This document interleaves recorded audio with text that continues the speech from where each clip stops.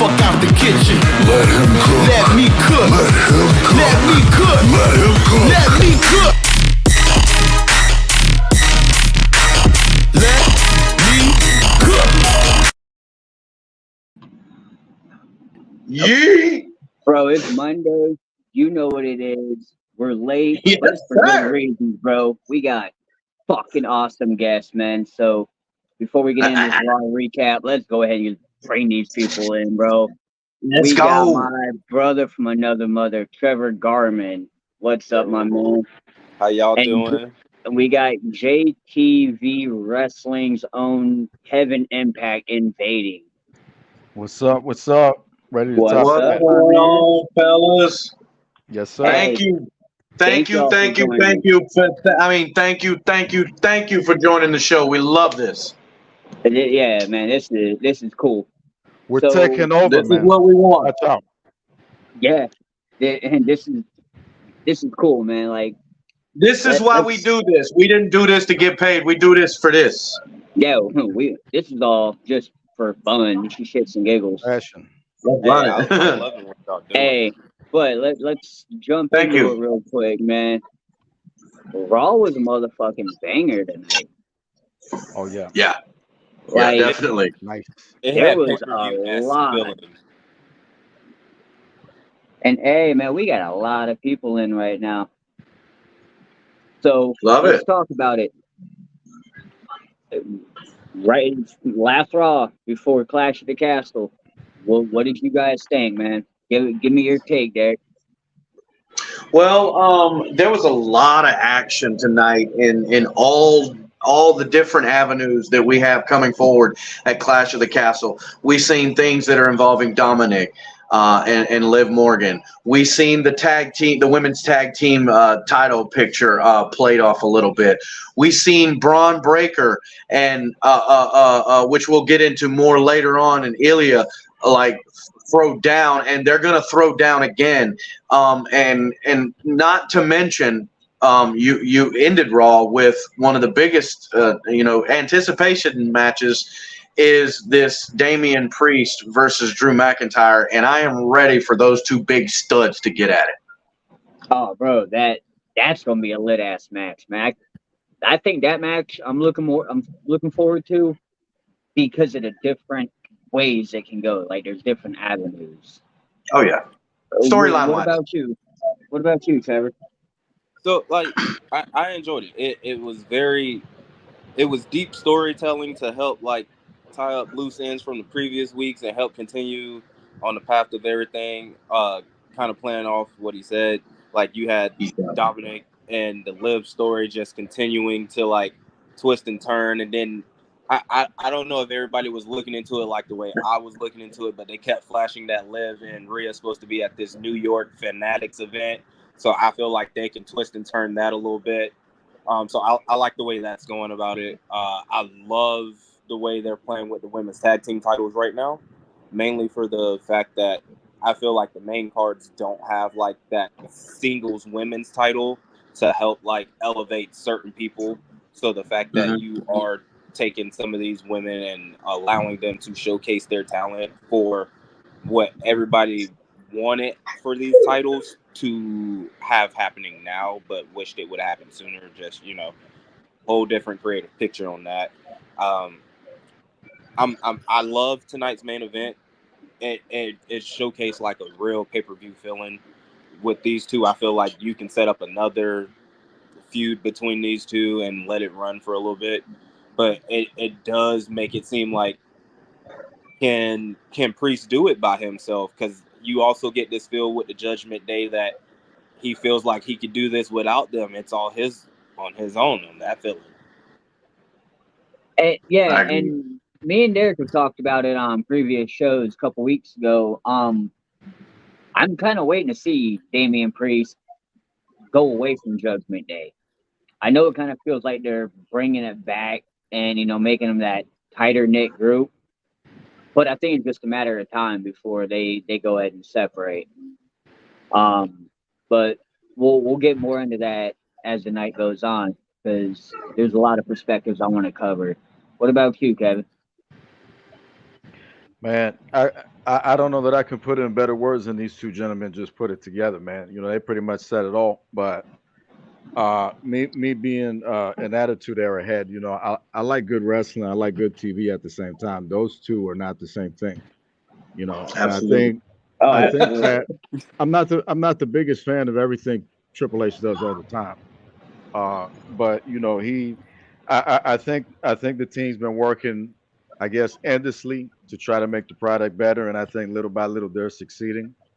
Um, Nobody's perfect, so it's not always going to be everything that we want. But I think they've been turning things around, and they got a good thing going with all these storylines tying together. You know, I'd like to point out how we're starting to see guys like R Truth get to the main event, which I love because Yeah. R Truth been there for a long time and he deserves it. And I'm a big fan of the Miz. So I'm happy to see that they're working in the main event and they're tying everybody together and it's working collectively in a way that is establishing a great presence right now in wrestling, something that AEW is missing, you know, with all that floppy booking and all that whatnot. But it's a different story. Yeah. But I was gonna and say, it to me personally, I It's think also that a way shorter story too. Yeah. yeah, like WWE right now is much more enjoyable than trying to turn on AEW, in my Yeah. opinion. You know, it's almost depressing. Like, okay, let's see. You know, but a lot of these storylines are working nicely. Drew is an absolute beast. This is a yeah, guy who, in my opinion, was kind of like a mid card type of guy for a while and then he found a way to just open his mouth and then he just got really edgy and it's enjoyable, you know. And yeah. he's not always gonna it's a hit and run with him on the mic, but he's doing his thing and he sounds good and he looks good, you I know. want to say he's So been cooking a lot more lately. he really has, and if and I like to see that. It's what I want to see. I think tonight Braun Breaker looked like an absolute animal out there. You know, I was getting old Nitro vibes with the Steiners and all that other stuff. You know, so I Yeah. like the vibe he's giving me, you know, that old school vibe. And I don't like when he smiles too much. You know, I came up on guys like Goldberg, you know, being serious and whatnot, and having that intensity and whatnot. So I think that you know, if Brock could keep it straight most of the time and smile when he needs to, it'll help him. But he's doing a fantastic job and he's fast as shit. Uh, And um, yeah, well, and Ben saying that when Raw goes to Netflix, he's hoping it goes back to 2 hours. Creatively, how do you think that would work? Do you feel it would pack more of it in and we'd get a better product, or do you think they should keep it to 3 hours? I mean, in my opinion, I agree with Ben. Like, give me that 2 hour because like even with SmackDown, you give me that second hour, it's like that's just right. That third hour, you're pushing it. I feel like, especially on a Monday, with that being like you get burnt out. You already done had the long day, and like you fighting to just finish Yeah. that last hour. What about you, Yeah. Derek? For me, I could classify myself as a junkie. I mean, I mentioned it the other day. Magnum TI, Chief Wahoo McDaniel, Mr. Wrestling 1, Mr. Wrestling 2, Ric Flair. You know, that's who I grew up watching as a child. Um, I'm 44, so it's been like it's natural for me to turn the TV on and go to it. If I ain't got it, what website do I got to pull up to get it? It's going to come on my TV. So from that perspective, I've seen pretty much, I've seen it all. Yeah. So for me, I could watch the 3 hours, but if you're asking me to sacrifice 1 hour out of the 5 that we typically get, at not even including NXT, out of the 5 that we get between the two shows, to get a better product than what I sit and naturally watch every week, fuck yeah.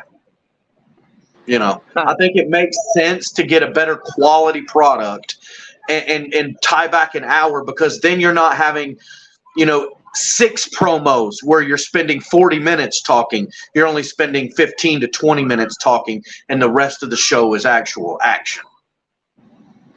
Nope. All right. What about you, Kevin?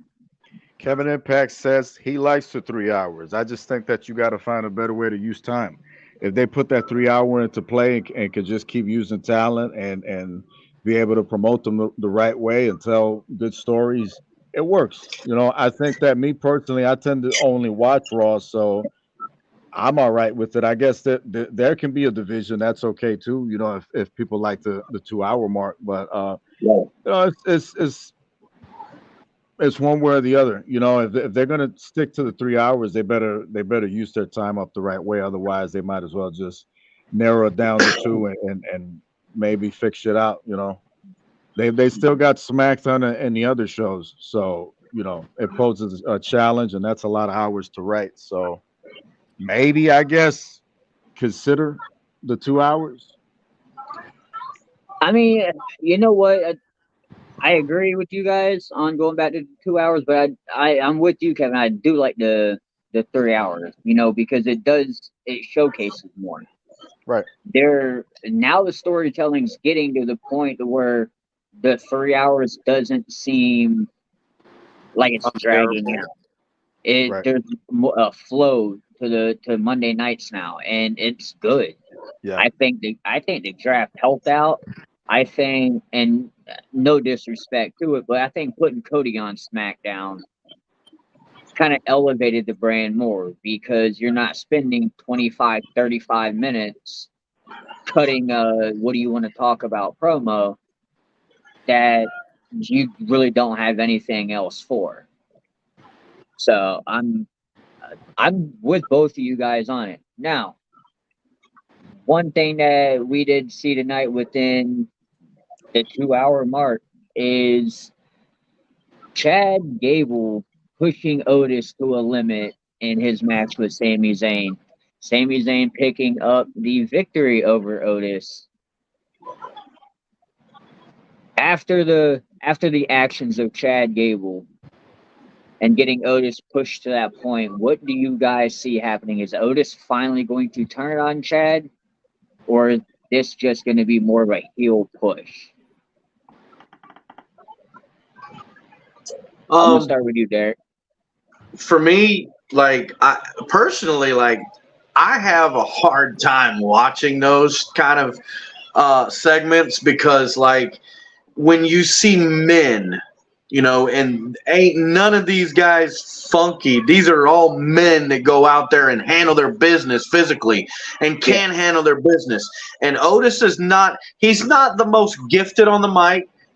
He's definitely got some abilities in the ring that need to be tuned up. But again, he's not consistently in the ring to get that at the same time, which goes back to support the last argument real quick, of his, where the 3 hours needs to be used better. It's not like they don't have the actual talent to be able to produce good quality wrestling in the whole 3 hours. So that I just wanted to point that out too.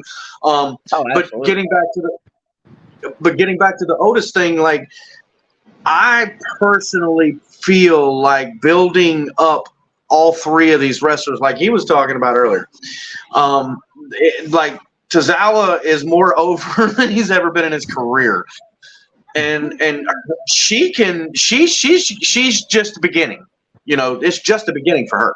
Now you go to Otis, who's been doing it a little while. He's won Money in the Bank, and he's had some success, moderately, but I believe a better push for Otis. And here's a prediction. I believe Otis, my opinion, this is my prediction, Otis helps Chad Gable win the title and in turn has such a sweeter victory over Chad Gable when he helps him lose it by putting it around his big-ass waist. I think that's how Otis gets his revenge in all this at the end of this. All right. Well, what about you, Trevor? So I'm loving the storytelling. My only issue is you can feel okay, so when Gable is slapping Otis, that's your comedy relief because what big man is gonna let some tiny man slap him? Sometimes, yeah. Feel like me smacking you. I wish somebody would try to smack me like that. Try to tell you what. Point proven.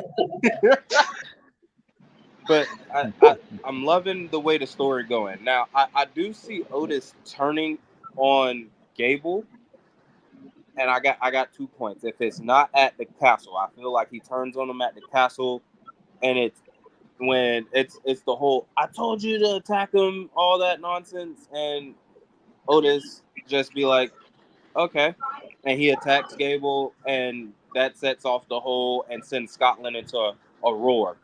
And then the other one I can see, you fizzle this into the Royal Rumble. Have him help Gable win the title, and then at some point around Survivor Series, start turning Otis against him in some form of a way. I like that perspective. And we had talked about it a couple weeks ago, Derek. Remember, there is rumors that if he re-signed, it comes with the Intercontinental title and a heel push, and that could include teaming with the Creed brothers, who seem to be kind of going towards that heelish run as of late. What about you, Kevin? What do you think about this whole Gable Alpha Academy? Is Otis going to turn on his master? Man, it's a tough one, but I think it's obvious that he's going to turn on him. I mean, this is the typical stuff that we see. He's obviously going to get sick of it at some point. It's like you keep beating up a dog, eventually the dog's going to get sick of you. It's going to start fighting back, and he's backed up into a corner. He's taking as much as he can. I think all of them are, and at some point, it's obvious that Otis is going to snap. I guess the better question is when, and how, and why. Well, we know the why, but I mean, when is he going to do it? Is it going to be at the pay-per-view, and then what? It's going to be this situation between him and Gable that's going to have to get solved. So they're going to get a match out of that. Then where do we go? How is Tosawa going to feel? How is she going to feel? Is there going to be a situation between Tosawa and her? So it's just a lot of loops, many different directions that this can go. These guys put it better than I did, but I think that again, I see another great opportunity because this is a great way to have them all involved in a big situation. It's been great TV time for them, and it seems like positive going forward. Like I said, and the brother said, Tosawa more over than he's ever been. Oh, absolutely. Now let me throw a curveball in. Here's an alternate ending. Here's an alternate ending that I've thought about with trying to figure out how, going back to what you were saying about what we discussed previously about Chad Gable, and his conditions and him signing, and which I'm assuming he re-signed, and you would expect for that Intercontinental title to come rather quickly, but at the same time, how you bring in the Creed brothers and still have that Otis turn is maybe in the ring, in the match, during the match, Otis flips, breaks off Chad Gable. What if at that point the Creed brothers are then introduced into the ring and help him win the title? That to me seems like a really theatrical way to really bring those boys out, because let me tell you what, at the same time, Otis ain't neither one of those two. And much respect to Otis, but he's neither one of those two, and those two need to be on TV. Well, and here's a curveball. Is Chad Gable pushing Otis to potentially be that fourth guy of that heel faction? Because think that would back. Be nasty. So, think to the beginning of when they teamed up. They were trying to push they were trying to push Gable as a heel. They were wanting to push Otis as a heel after he had lost his peach and Liv Morgan in the Money in the Bank. Mm-hmm. Everybody got behind Otis. Then they became a face. Now you're trying to push him heel. It's not working, but Gable wants to be a heel. And there's an avenue with that.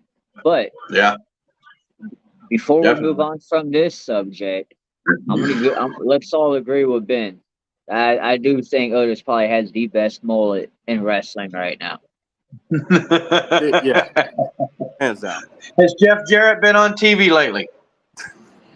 He's ruining AEW. He's ruining AEW right now even more. Oh, good. Now, another flip that we've seen tonight happen. Braun Breaker and Ilya Dragunov put on a motherfucking banger for everybody. We're not even going to talk about what happened afterwards. In that match, man, we've seen probably the hardest hitting action for Braun Breaker at this point since we've been introduced to him on the main roster, almost a year ago? Yeah. And this is the longest he's been in a match. This is the most he's taken an abuse. What were your guys' thoughts on that match? Derek, I'll say this. what's up? That match was like a great so like going back on the whole should the show be 3 hours or 2 hours, like go back to 2 hours. That match right there woke me up to be like, you know what, that was a great like mid-show main event, mid-card match. To like it gave main event feeling. It gave enough to give me the excitement to be like, let's finish the rest of this show, get through this shit. Like, even though it wasn't horrible, like it was, the whole show was great in my opinion, a great 3.5 show. But like this match itself, oh, I could give that match a 5-star if it could have got the extra time it needed. Hey, you know it ain't getting 5 stars, bro. We don't pay Dave Meltzer. Now he's No gonna doubt. write bad about you. See, What do you He's gonna think, give you a Kevin? bad What was your review. thoughts on that match? They listen, man. That was probably the best match I've ever seen from both of them. Tonight was different. Tonight they went out on Raw and it was like a Austin Bret Hart scuffle. You know, it was intense. It was classic. It was violent. You know, they look good. They look like bona fide main eventers. You know, and Dragunov was always a beast. I got to see him in NXT build for a while. You know, same with Braun. And there was times at first where I liked Braun, and then I had doubts in him, and there he goes proving me again. You know, proving me wrong again. And that's what it's all about. You know, you work hard. You try to work hard at everything. You know, I think you should as a WWE superstar. You know, your promos, your looks, your in-ring stuff, so that you know you stand out. You know, you got this Absolutely. controversy stuff. Excuse me for changing the subject, but you know, you got this controversy right now with Ricochet, and I think it's. I'm hearing he's just leaving because they're not pushing him or they're jobbing him out or whatnot, and it's just like that doesn't solve the problem. You know, when you're in this business, you got to do whatever you have to do to get over. You know, Yeah. anybody who was anybody, you know, found out and knew that you had to do what you had to do to get over. If he wasn't getting the result that he wanted, you go out, you cause whatever controversy you have to cause, so that your name is all over the place, and they are giving you the title and everything. You know, and it's just like Braun Breaker. Huh? Yeah. Braun Breaker. Braun Breaker. Well, I mean, we talked about this Braun Breaker deal in the past.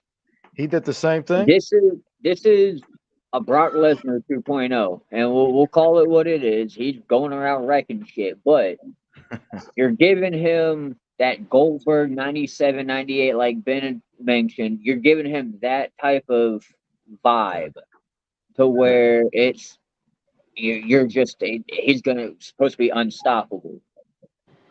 Mm.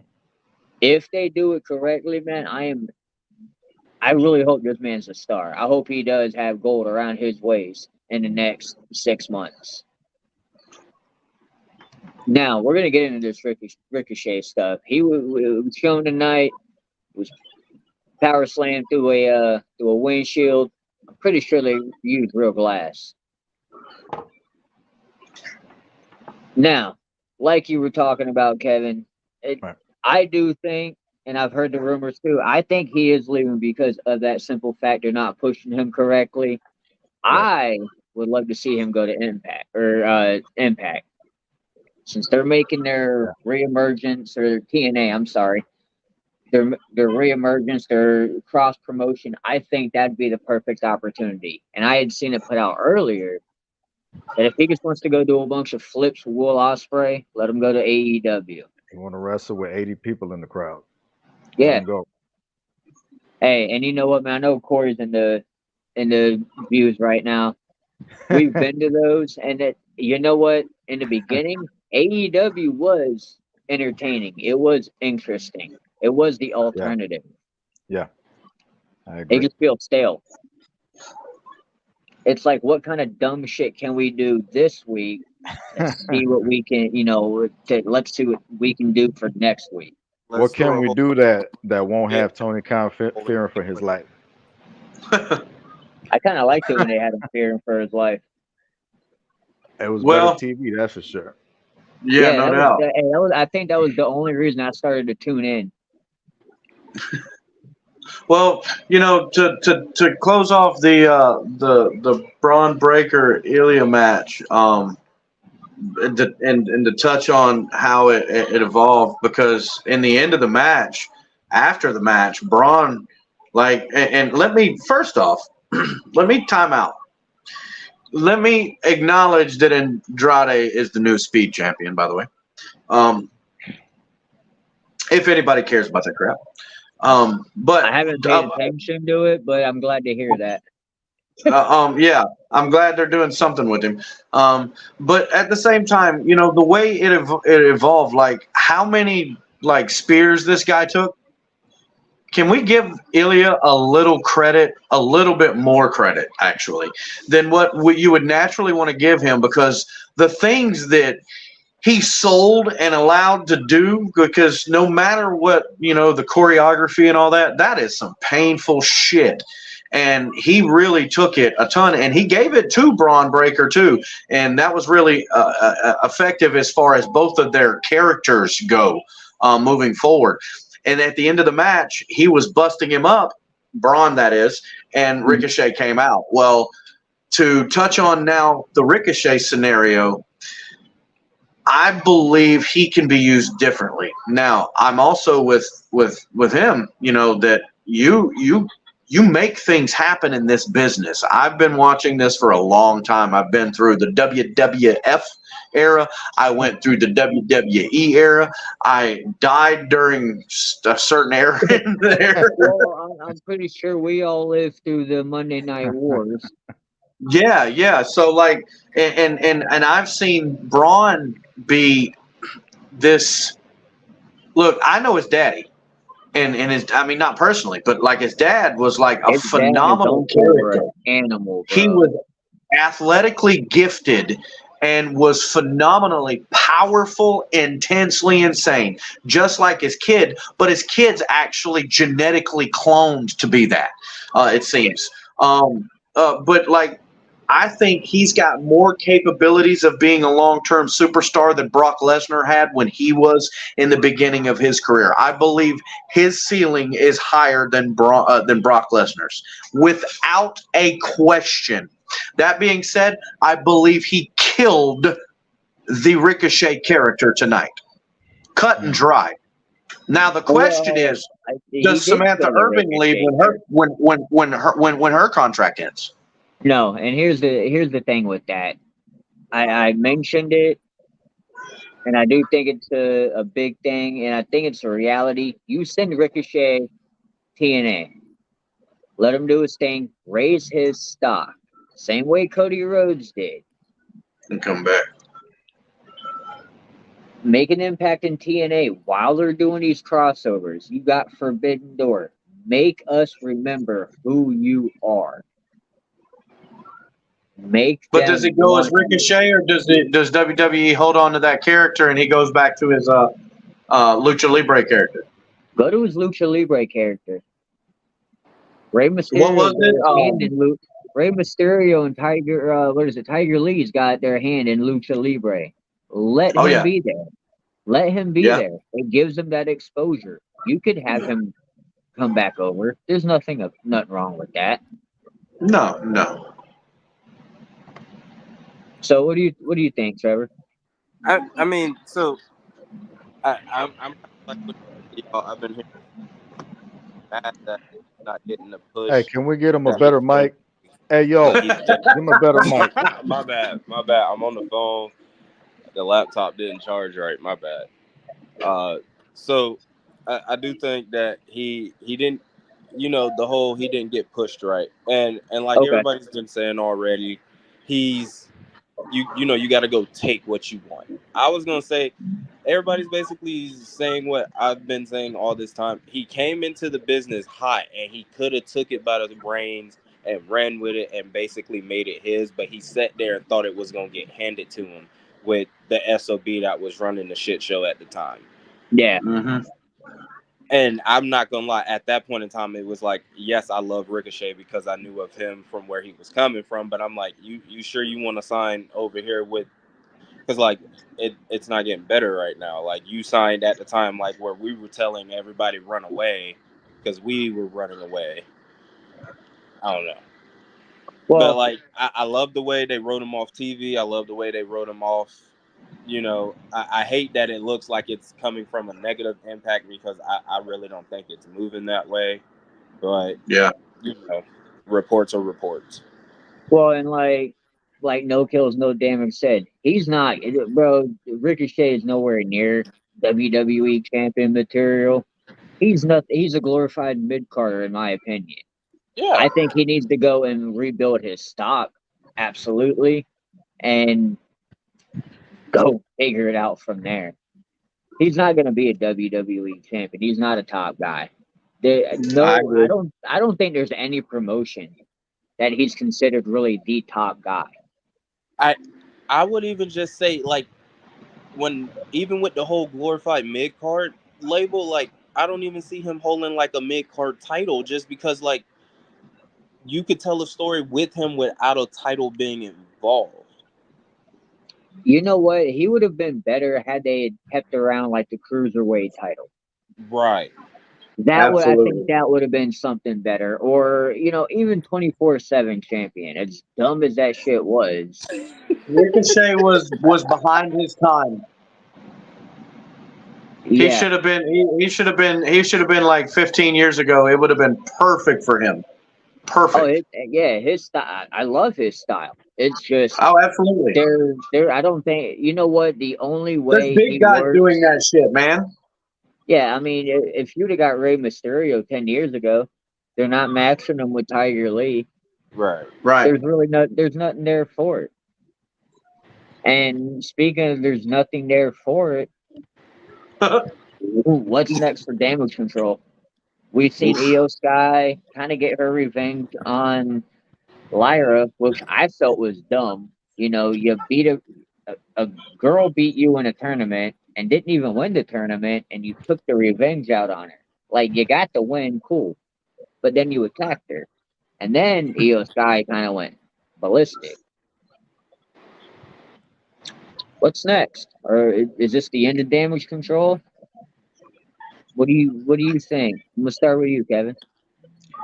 I guess she's got something going on. She said, damage control's got to change, and who knows what that means? More members, or they're gonna split up. She got some Black other plan. Lotus? I mean, I don't know. I mean, anybody. It's one of those things where it could be anybody's guess, But she's just losing her shit, and I mean, could go in any direction, man. I mean, What about you, Derek? This. I mean, to touch on his point, Kevin's point. It's a really questionable method to where they're going with the storyline because you really don't know. And with this storyline with these characters, you got to be careful because you could bury all four of them. Well, let me say that you can bury 3 out of the 4. I don't think you can bury Asuka. Speaking of which, where the hell is Asuka? She's been hurt. Was she? Okay. Yeah, Okay. I didn't know she was hurt. it's like mid-season for like football fans. It's injury plague time. Yeah. Well, that being said, still, like, I believe we've touched on it before how, the New Japan, coalition of women over there. I think that Dakota is fixing to be pushed out in some form. I believe there's going to be change. I don't believe she's tied in. I believe, look, if you think about this, you've got like enough women to form an Aussie connection. You know, you know, you've got enough women to form like, but at the same time, for this damage control, like, you could go so many ways with this. And all I know is EO can be, I think her character could be pushed better, but I also believe it could be pushed better solo. I believe damage control's holding her character back. I like that perception. You know, Yeah, 'cause she's been with him ever since she came back, I believe. Yeah. Yeah. Yeah. Yeah. Well, and like no kills, no damage said, man. Bailey is damage control. She's carried, So, bro. Thank you. She carried him. Playing off what everybody's been saying, like in my opinion, you done told the damage control story long enough that now you realistically got them hot enough that you can push them all individually in some form of a way to where they can compete for a world title. I mean, on the lesser end, Dakota Kai, but you kind of played it with Bailey. But if you're gonna push her solo, I feel like put her on SmackDown and let that fuse out in some way. But I feel like you got 3 women, you got 4 women technically because Asuka's on the bench, but they all can be dominant, long reigning world champions. Yeah. No, and No doubt. I agree with you on that. You could absolutely push all 4. And Dakota would be good if they can somehow at one point implement like a mid card title for the women. Right. She would work with that, or find her another tag partner, somebody that she can mentor. I mean, hell, bro, her and Tegan Knox. They were good in NXT at one time in the early days. Yeah, And then she got the injury bug really bad a couple of times in the last few years of her career, and that's really what put her back. Yeah, and realistically, both of them. Yeah. Yeah, I was gonna say they both Absolutely. They both have issues with their knees. Yep. So it'll be interesting to see what happens with this damage control, and maybe there is a change. Now we're gonna jump into the subject. Speaking of New Japan, going on with everything with Black Lotus. I'm not really 100% sure how to pronounce it, but Haiku Lu is headed to the WWE per Fightful. His New Japan contract set to expire at the end of the month. For those who are wondering who the fuck this guy is, he is the blood brother of Tongaloa and Tama Tonga. He's a 7-foot fucking monster. And he is not even in the Samoan dynasty like a lot of people would think. He falls on a Haiku side. Now, we'll start with you, Trevor. How do you feel about this? Are you excited to see another member of the bloodline added, or is this just becoming too much? So it's not. It's on that fine line right now. I feel like you can do a lot, like bringing in Hakulu. I feel like can help solidify Solo being that new tribal chief and taking the reins over and running the family that evil way that it should be. And I even feel like that you get exposed that The Rock's the mastermind behind all of it. That's just my opinion. Yeah, absolutely. But my question is, how do you help the other side? You got everybody talking that you bring the Usos back together and they help Roman, but that's still an outnumber. Like, how do you get those numbers right? So I like it, but I want to see how it plays out. I don't think any more characters really should be added other than maybe Jacob. But I would say, hear me out. That's where you add Jacob, because there's been the reports that they're holding Jacob back because they know he's going to outshine Solo.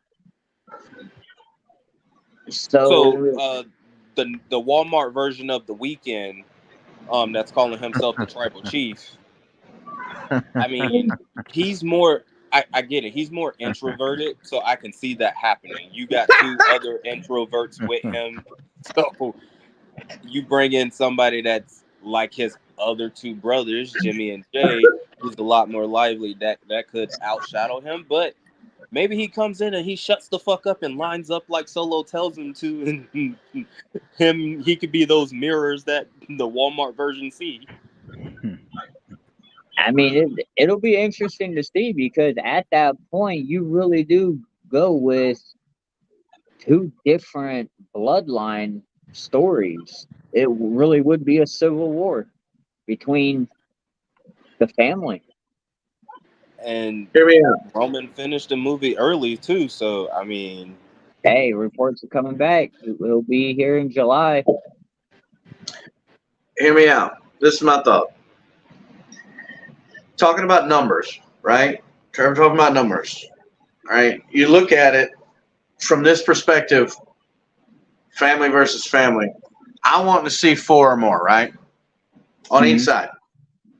You got 3 in the bloodline right now active. All right. Then we've got The Rock, which is 4. Roman's 5. You got Jimmy and Jay, 6, 7. All right. Then you got Haiku Lee, if am I saying that right? My apologies. I'm an assassin with names. That's why I didn't become a teacher. You stay off my finger. Hey, bro. Hey, until Michael Cole, Pat McAfee, Corey Graves, or any of those are telling us how to say his name, we're just taking a wild guess right now. Right. We're probably fucking it up. Right. But like, if you think about it, adding Jacob and him kind of even the balance in a war, so to speak. I mean, and I'm not saying right now. Too. Huh? It freshens up the story. Yeah, yeah. Now, what about this? What about them changing? Because I believe that they changed. They held back Jacob Fatu. I totally buy into that because I still don't think Solo's quite there. Solo's where, in my opinion, Solo's about where, we were at the 3rd time we saw Brock Lesnar kick his Roman Reigns' ass. As far as his development, as far as his character. So for me, he's not really good right now. But having those experienced guys around him at the same time, even though they're not experienced in WWE, they've been in New Japan for a long time. They've been in business a long time. It's going to help him, but I also believe they could be pulling back Jacob Fatu to link him up with Roman and the Usos to take on the other 4. You know what? You get a Uso versus Brothers of Destiny. You get Fatu versus Haiku Lu, whatever. I like that. Yeah, I mean, I like that in War Games. Oh yes, sir. Absolutely. That's perfect timing. I would love. That's perfect timing. You battle you beat the tag matches, throughout that time, and the single matches throughout that time, and you build up to that War Games. Right. Well, and speaking of getting ready for that, we know it's gonna come because Solo is channeling his inner Roman somehow, and not being the tribal chief, but pulling out a spear on Montez Ford. I'm not acknowledging that. Let's start with you, Kevin. What do you think about this right now? Is it smart to put Solo against Roman at SummerSlam?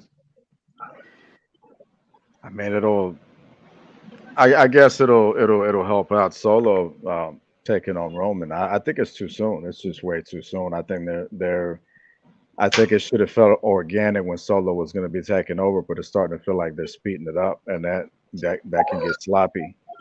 I agree with a lot of what you guys were just saying, and I think that the Bloodline has been a great faction. It got a lot of people start watching again, especially from our era.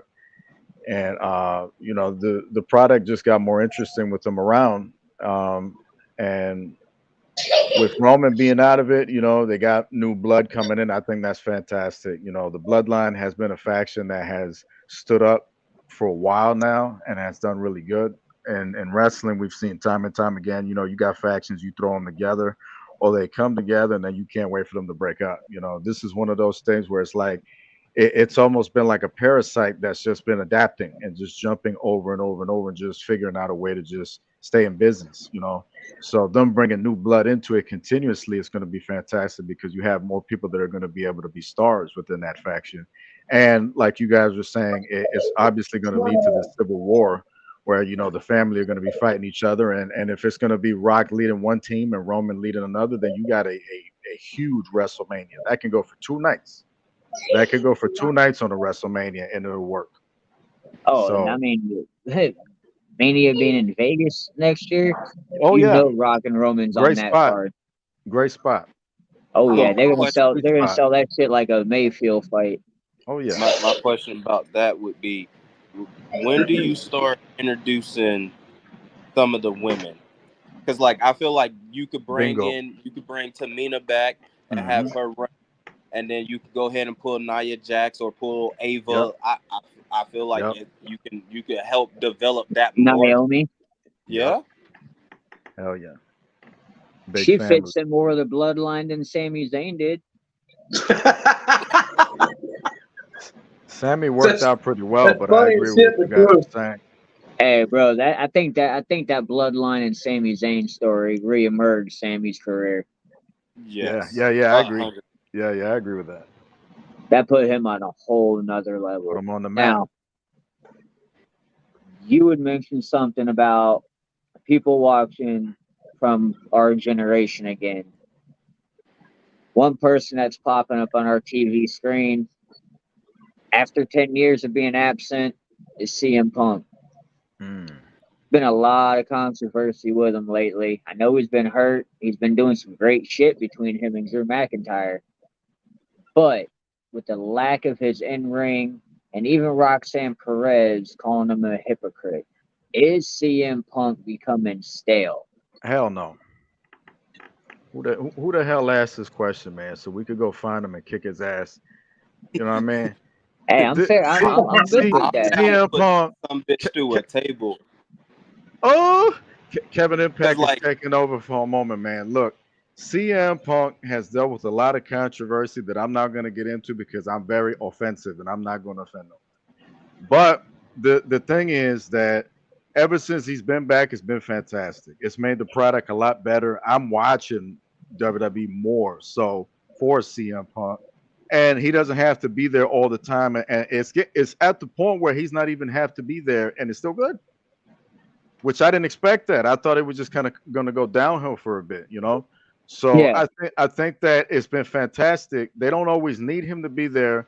I don't think he's becoming stale. I think him not being in the ring all the time is kind of an issue. I can see that from all the WWE fans. I understand that.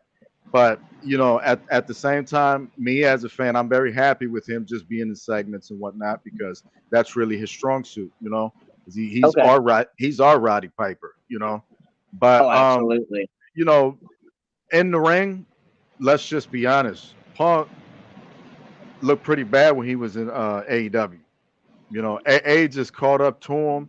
Him not being in that ring all the time is probably a blessing in disguise for the last year or whatnot what has gone by because his ass has been protected and covered. You know what I mean? Because he I get hasn't what been you're in the saying. ring competing against everybody, which I don't really like Ricochet, but a television match with him and Ricochet, are you kidding me? That's a main event. He could have Yeah. worked with so many people up at this point, so in my own opinion, I think there's no issue with him at all. I think he just needs to try to stay as healthy and safe as possible, and he need to persuade his woman to come back. Top that from Kevin Impact. That's what I think. I like that. AJ I Lee can top making it her with comeback. AJ Lee. What about you, Derek? Is CM Punk becoming stale? Absolutely not. I think, as far as Punk is concerned, him taking the time to rehabilitate his injuries is the most important part of keeping CM Punk back. Take Edge into instance. Every time Edge seems to rush things back, he always gets hurt. And that's sad because the dude was a phenomenal, legendary, character in all facets. But CM Punk is not stale by any means. The storyline's not stale. I think he's actually elevated Drew McIntyre quite a bit, in my opinion, as far as Drew McIntyre. Now, Drew's going to do the work, I believe, to take that character where it needs to go. But I agree with what was said earlier. He was a classy mid carder, for a long time, and I believe he's developed into a high tier wrestler right now, and that's in part to CM Punk, because in the last few months, Drew McIntyre's character skyrocketed, as far as the whole picture. So for me, no, keep your ass on the sideline until you is 3 months past ready, and then get in the ring for a few times with this person, and then go put on a banger at a PLE. I'm gonna go with that. I'm good. What do you think? Give me 4 kick-ass matches a year, 5 kick-ass matches a year, and I'll be happy. Part time. So to the first person that asked this question, that's a stupid question. Like, nothing about CM Punk is stale.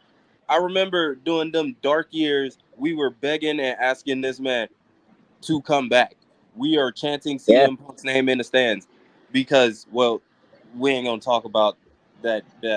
Anyway, Man, you're going to get us canceled, man. Okay. Myself canceled. But hold on. Look, CM Punk is not gonna be. He's not stale. He's not gonna be stale. What we do need, though, is like everybody's been saying. We need him healthy. We need him to take. I need this man in bubble wrap walking around Chicago. I need him in a helmet. I need him back in the ring.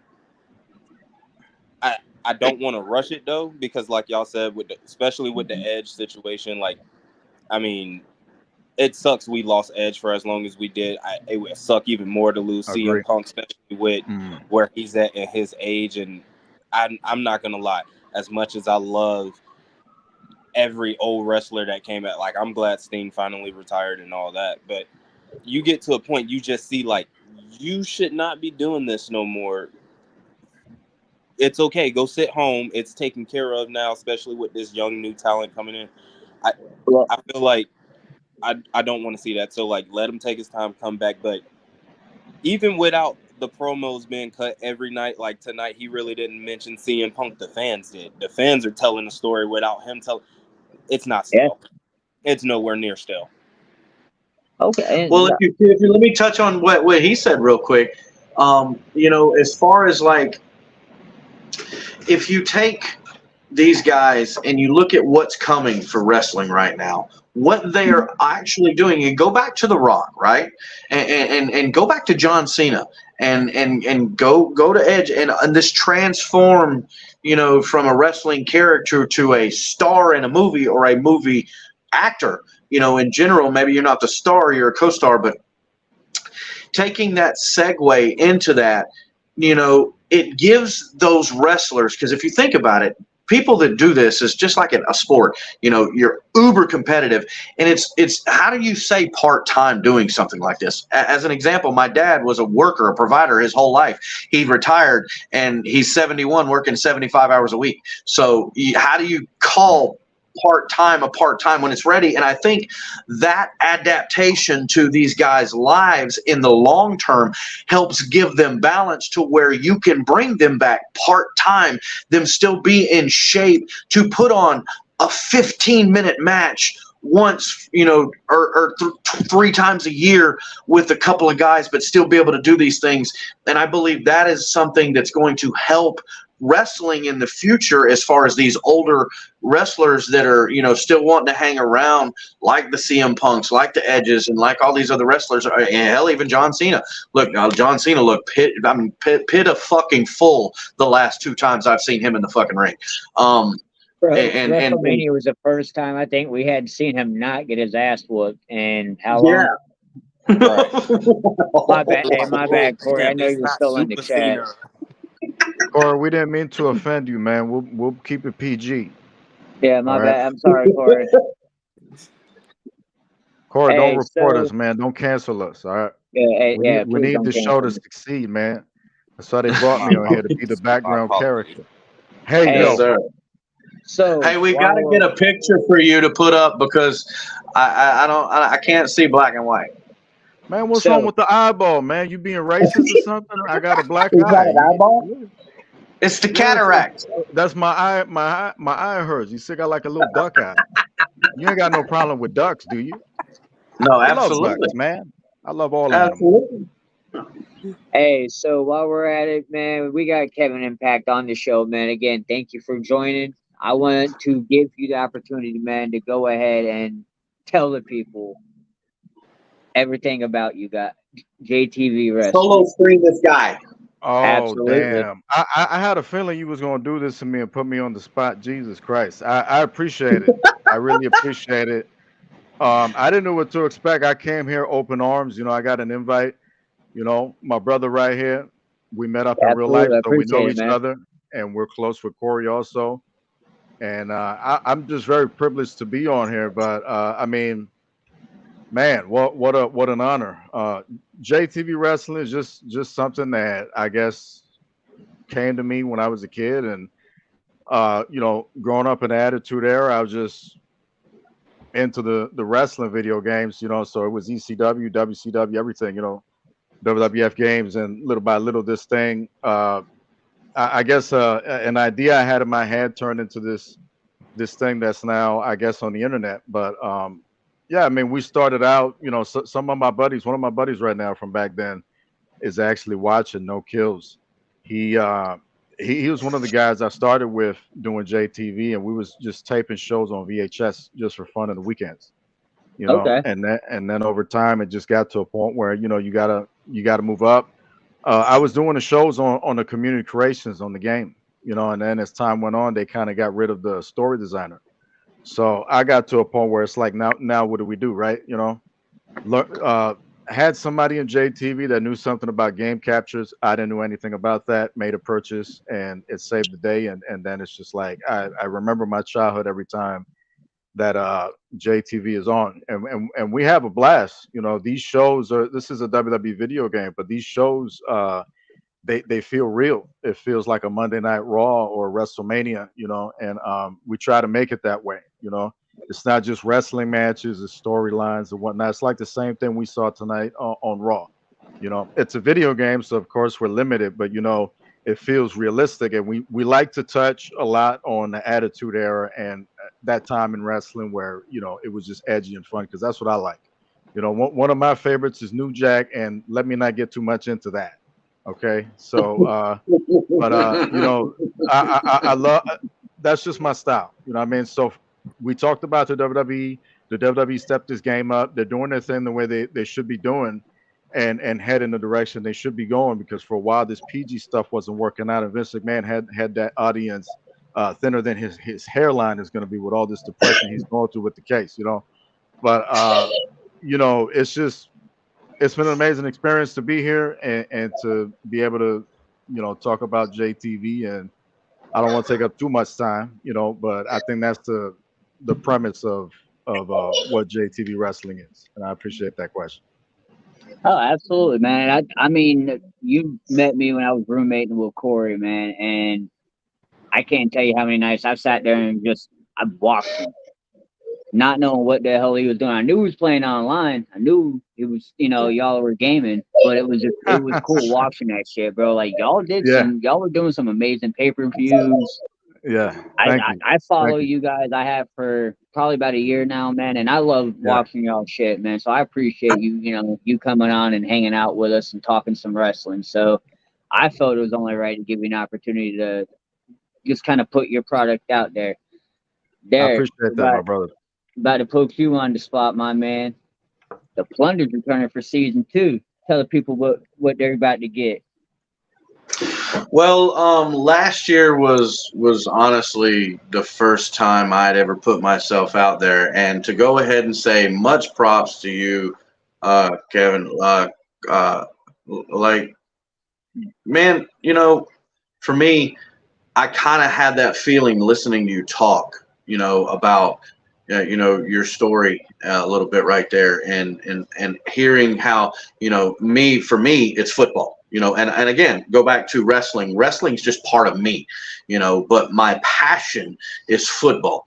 As far as the sport aspect of it, I was a class wrestler in high school as well, but at the same time, that was really cool to hear that story because, me playing franchise, for 10 plus years on Madden. And I'm talking intense to where like you come across between me and the TV while this is playing. I'm throwing the control at you. I'm going to hurt you. And I'll apologize if you're my child afterwards. Yeah, no, you tried to beat me in some of your franchises. Yeah, it was serious. It was serious. We played competitively, and I've got an ultra competitive, feel for me in everything I do. Even writing my name, I'm trying to get better with it for 44 years, and it's not working. But so I wanted to point that out, and I thank you again. But for the season 2 of Plunder, I expect things to be much more extravagant, much more impactful, and much more in depth. I'm going to be bringing you content that is going to hopefully involve stuff that you enjoy, and then stuff that's informative. Again, just like this show, I do that because I know there's millions of people that love the sport. There's millions of people that love to hear about it. And look, I watch 5 different TV shows, and I did it for 20 years. In the mornings that talked about the same 5 freaking topics. So I'm pretty sure I can fit an episode of some stupid shit that I can do and things that I can say because I'm a pretty, character filled kind of guy. So and then I've got people like you, BücDad. How do you think we started this whole thing? Absolutely. So I really expect a lot bigger things coming up in season 2 of the Plunder, and that is actually going to be kicking off this weekend. I'll post on my page Friday the times that we will be releasing the first episode of the Plunder coming up, and we will be going weekly up until the season. And man, there's gonna be a lot of action in season. Absolutely. All right, my man, Trevor, what you got going on? I mean, you guys, it's been an honor. It's been a pleasure. I thank y'all so much. Pretty much all I've been doing is, from a teacher standpoint, I've been trying not to, throw a kid through a wall. This children. Seen some of those videos. Just kidding. But no. In all seriousness, though, pretty much I just been chilling. I've improved on my writing skills. I've been dabbling in writing a book a little bit. So that's pretty much it. I ain't been doing too much laying low, waiting for the season. Realistically, not even waiting for the season, waiting for July 19th. Because we get a amazing movie coming out, and we get a video game very dear to my heart that's been gone for too long. Yes, amen, sir. brother. Amen. Hell yeah.